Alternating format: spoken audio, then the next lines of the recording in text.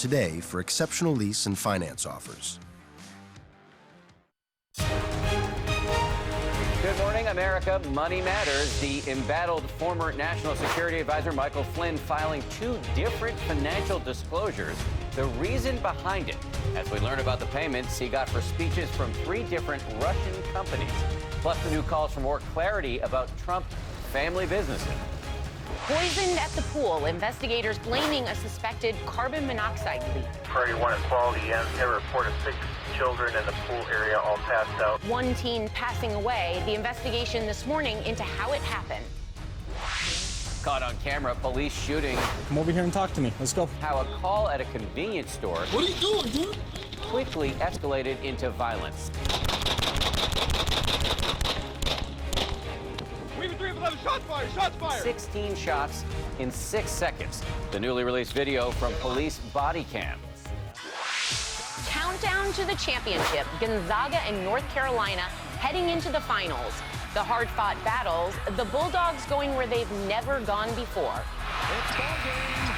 And North Carolina powers through the second half, and despite some free throw jitters, to squeak out a win over Oregon. The stage now set for an epic game. Good morning, America! Go Zags! Yeah! Live from ABC News in New York, this is Good Morning America. Yeah. Hey, good morning, everybody. Paula is off, but look who is here. Sarah Haynes, GMA Weekend alum and co-host of The View. Great to have you. I miss Paula. Nobody told me she wasn't here. Oh, really? You thought you were going to co-host with her? That is why I said yes to this game. All right, we're off to a unpleasant start. A rocky beginning. I have to say, though, I'm so happy that you're here. I'm almost as happy as the head coach of Gonzaga, Mark Few. Here he is overnight doing a handstand in the locker room after his team beat South Carolina. An amazing scene. The Zags, as they're known, making March Madness history, clinching a spot in their first ever championship game. We'll have all the highlights and a look ahead to tomorrow night's showdown with North Carolina coming up. Tony Reale is here for that. I love Tony Reale. We all do, but we're going to start here this morning with the latest news on Russia and Team Donald Trump. A new poll out this morning shows a slim majority of Americans want an independent investigation into ties between the Kremlin and the Trump campaign. The results are sharply divided along partisan lines. Roughly 3/4 of Democrats want an independent investigation, while only 1/4 of Republicans do. This poll arrives as new questions are swirling about financial ties between Russian companies and President Trump's former National Security Advisor, Michael Flynn. Martha Raddatz is standing by, but we start here this morning with ABC's David Wright, who's at the White House. Good morning, David.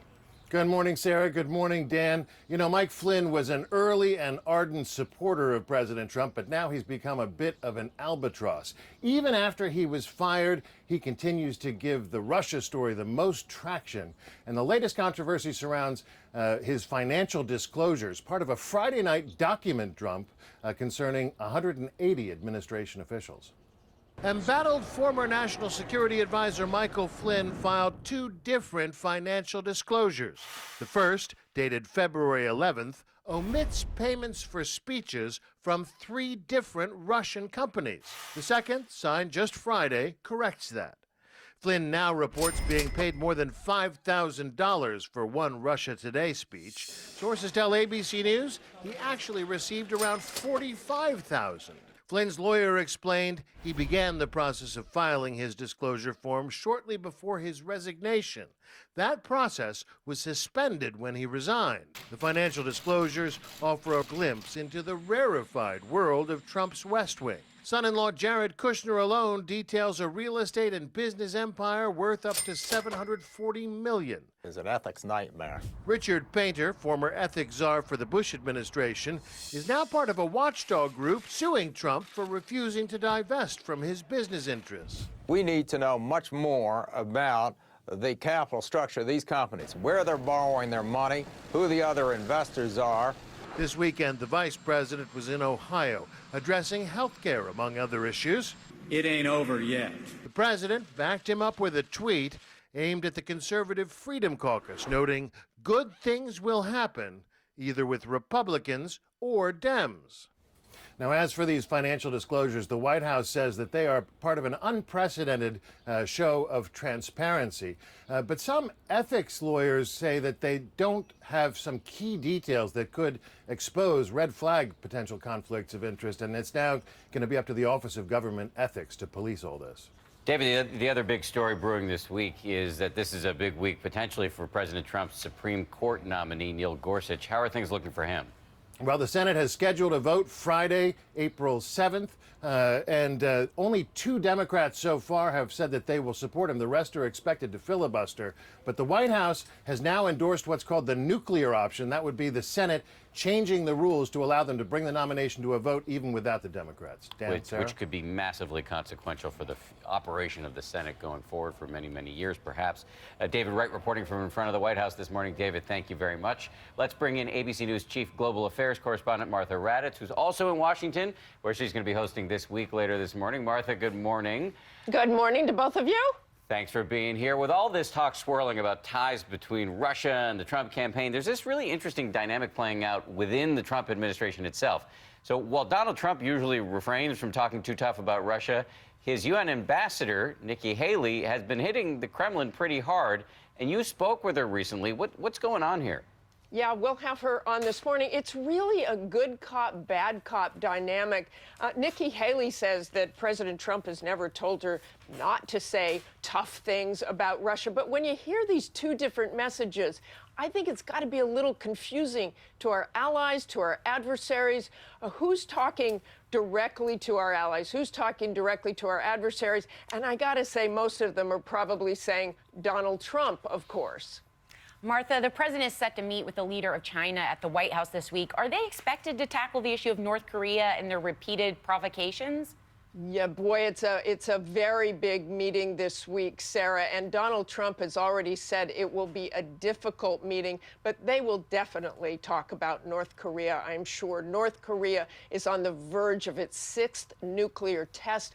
Donald Trump has really drawn a red line with North Korea. He has basically said they will not get a nuclear-tipped missile capable of hitting the United States. So does that mean there will be a preemptive? We also have a fascinating piece by our Bob Woodruff, who is in North Korea right now, just talked to an official, and he said the North Koreans do expect a preemptive strike from the United States. That is a stunning thing to hear. Also, of course, when meeting with the Chinese, the issue of trade is likely to come up, given that Donald Trump hit the Chinese pretty hard on that issue. So it's a big week on foreign affairs. Martha, thank you very much for being with us this morning. And I want to remind everybody, Martha has a big show coming up this morning. She's going to conduct the first Sunday morning interview with a member of Donald Trump's core foreign policy team, the U.S. ambassador to the United Nations, Nikki Haley, as we just discussed. Yeah, and plus Martha goes one-on-one with former Defense Secretary Ash Carter, the highest-ranking member of President Obama's cabinet, to speak out since Trump took office. And she'll talk to Armed Services Chair Senator John McCain. That's all coming up on This Week right here on ABC. Our thanks again to Martha, but we're going to move on now to a terrible scene in Michigan. Several children found unconscious at a hotel pool. They were rushed to the hospital. One of them died. Police say high levels of carbon monoxide were found, and ABC's Kenneth Moten is in Niles, Michigan with more on this. Kenneth, good morning to you. Good morning, Dan. Some good news this morning. Several of the survivors have been treated and released. Others are in good condition. The kids were at this hotel for a spring break pool party when they suddenly became ill. This morning in this Michigan community, several children recovering from an unimaginable and deadly scene. Priority 1 is quality, and they report of 6 children in the pool area all passed out.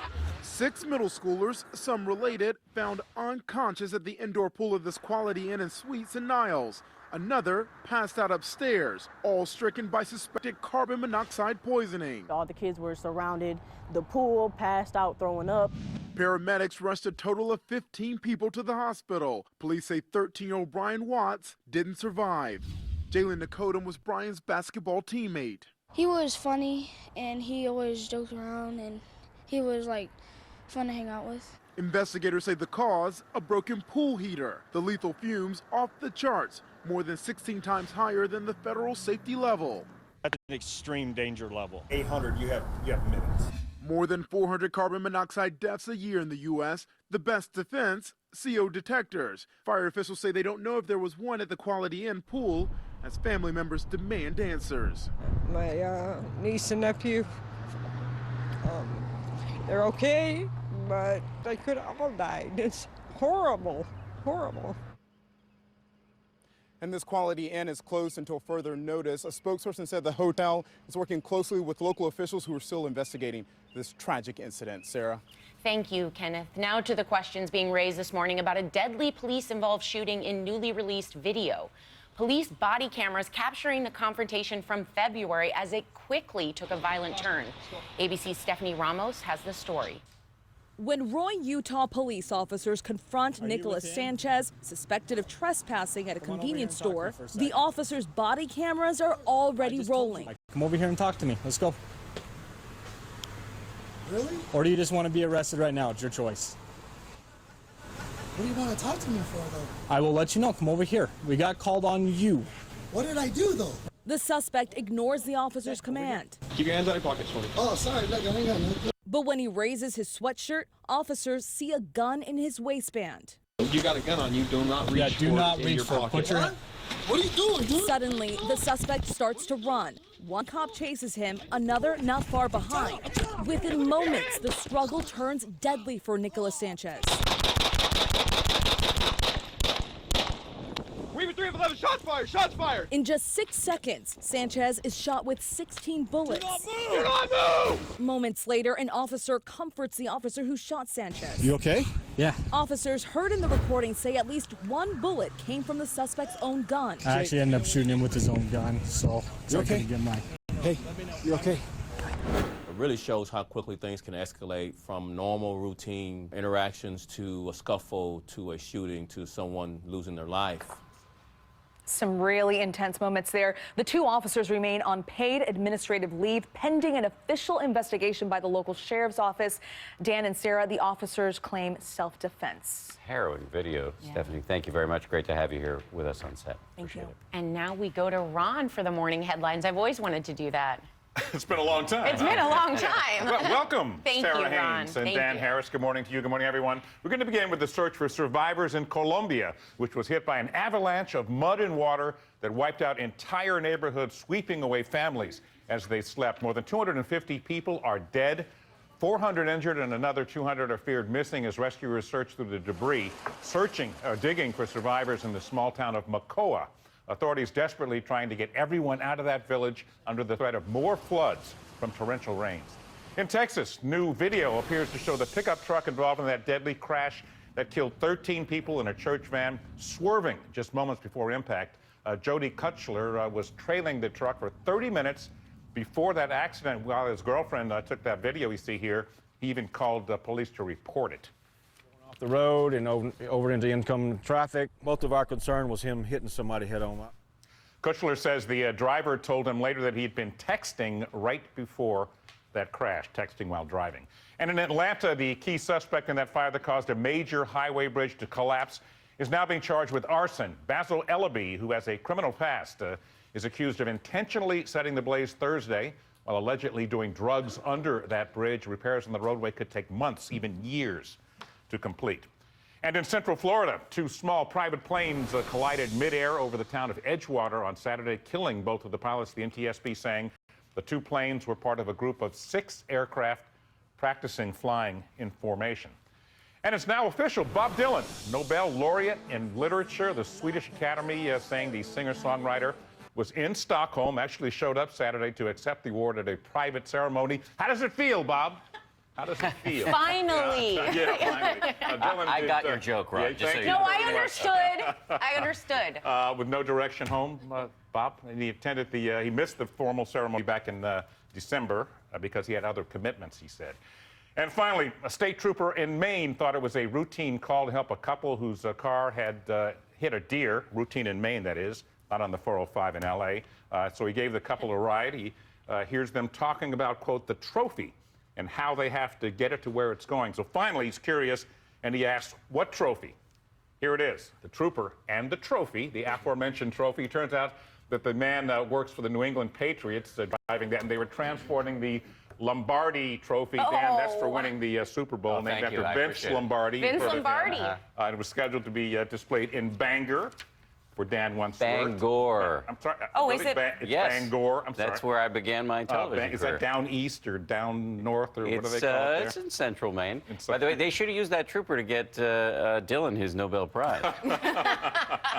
He might have been busy that day. Yeah, Who knows? he had other commitments. busy for months. I love that story. All right, Ron, thank you very much. You're welcome, Appreciate it. Dan. The stage, meanwhile, speaking of sports, the stage is set for the NCAA championships. Dan's a huge fan, I'm sure. It was a thrilling night with close games, but in the end, Gonzaga and North Carolina danced their way into the finals, and ESPN's Tony Wjla joins us with the highlights. Great morning, Sarah. Great to have you here, and also Dan, which is nice. Better morning in Spokane, Washington, and Chapel Hill, North Carolina. The national championship matchup is set, and it's Zags and Tar Heels in a showdown of a longtime Cinderella and basketball royalty. The Final Four have become two. Gonzaga and North Carolina, the last standing. Gonzaga going where they've never gone before, playing for a title for the first time in the program's history. A hard-fought battle with South Carolina that resembled a heavyweight prize fight. Nigel Williams-Goss showing his muscle, putting the Zags ahead by 14. Coach always said we can't just talk the talk. We got to walk the walk. Then, in the final seconds, strategy. When Gonzaga stood tall for the ball and South Carolina's last gasp flew away, it was 77-73 Zags. It's ball game. Coach Mark Few was able to do his celebratory handstand. They'll meet North Carolina, the bluest of the Blue Bloods. A sleepy, if not sloppy start, trailed the Oregon Ducks by 8 when Dylan Ennis nailed this three in the first half. Tar Heels jumped out in front in the second half. Kennedy Meeks, anything but meek. 25 points, 14 rebounds. I'll do whatever I have to do to help my team win. And then this, hoping to be icing the game away, UNC missing 4 straight free throws to give Oregon a chance. But the Tar Heels controlling the rebounds and running out the clock. UNC back to the title game. Woo, that was an exhale more than an exclamation for North Carolina, winning by 1. But the redemption tour continues. They lost last year on the last shot of the last game. They've got a lot of motivation, so does Gonzaga. Gonzaga, I'm just in awe at the headstand. Handstand, rather. A 54-year-old man doing a headstand. Ron, absolutely. you want to show us? What do you got for us, Ron? I'm 24, brother. I can do that. Tony, thank you He very probably much. could. We got a Thank you, sawbuck Tony. on the final. Whatever a sawbuck is. Was that $10? Yeah, no one knows what a $5. sawbuck I don't is. know what that means. Okay. It is time now for the weather, and Rob Marciano is at Citi Field, where the Mets are getting ready for opening day. Good morning, Rob. Hi, Sarah. Hi, Dan. Yeah, as college basketball wraps up their season, Major League Baseball opens theirs today with 6 teams competing in 3 games across country, and then the entire league gets going tomorrow. By the way, the wind chill right now here at Citi Field is 35 degrees. The Mets take on the Braves at 1 o'clock tomorrow afternoon. Should be a little bit warmer then. All right, we want to talk about the weather that's going on across the central part of the country. A severe weather event is going to take place today. Already, we have some watches that have been posted, and you look at the radar there, that tornado watch up until 1 o'clock this afternoon includes Austin and includes San Antonio, just southeast of Dallas. Got a couple pulses coming through, strong, damaging, long-track tornadoes potentially between Interstate 10 and I-20, maybe north of that, north of Shreveport as well. First wave comes through today with a cluster of thunderstorms, and then we recharge the atmosphere later on, southeast Texas, southwest Louisiana, for those damaging storms potentially right through the evening. And flash flood watches posted as well. We could see anywhere from 3 to 6 inches of rain with this as it progresses off to the east, and again during the day on Monday. That's a quick check on the weather headlines across the country. Here now is your local forecast. Daytime highs today looking to hit in the mid-60s, so feeling a little bit warmer compared to yesterday, coupled with bright sunshine. So make those outdoor plans happen. Tomorrow, Nationals home opener taking on the Marlins. That first pitch at 1:05. Mostly cloudy skies and our temperatures in the mid-60s. It looks like the rain is going to be holding off until Monday evening, but it should come down steady at times as we go through Monday night and into early Tuesday. Make sure you keep the umbrella on hand.